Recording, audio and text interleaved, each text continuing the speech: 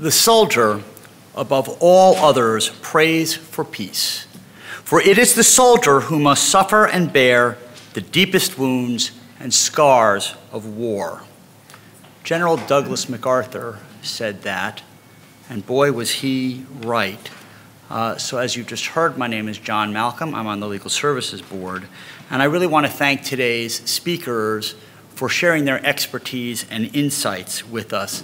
As we have heard today, the challenges that our veterans face are very real.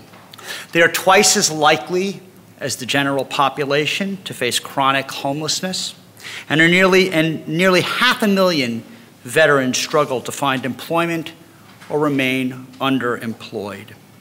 Many of the barriers that they face, driver's license restorations, outstanding warrants and fines, evictions and foreclosures, can be solved with access to legal information and legal services.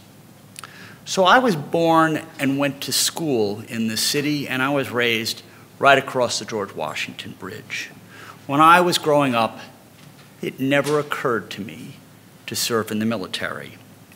As I got my education and started practicing law, though, I developed a keen appreciation for our nation's history and for the sacrifice that so many have made so that we can live in freedom.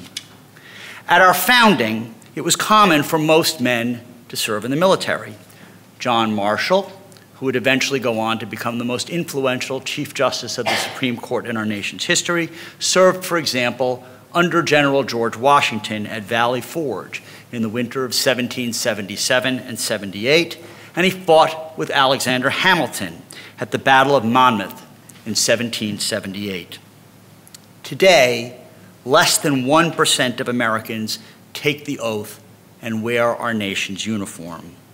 Veterans Day is a chance to honor our nation's more than 18 million veterans, men and women who have earned our profound gratitude with their noble service and sacrifice to our country.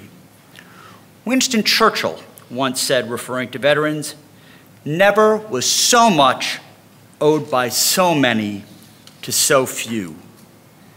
Well, we've heard today about one debt that we can repay. We can ensure that our returning veterans receive the high-quality legal assistance that they deserve.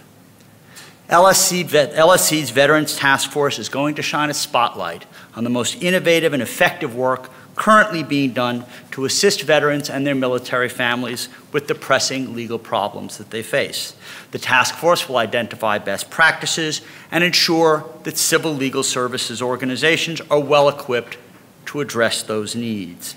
I want to thank you all for joining us today on Veterans Day and for helping to honor those who have honored our country through their service and sacrifice. Thank you.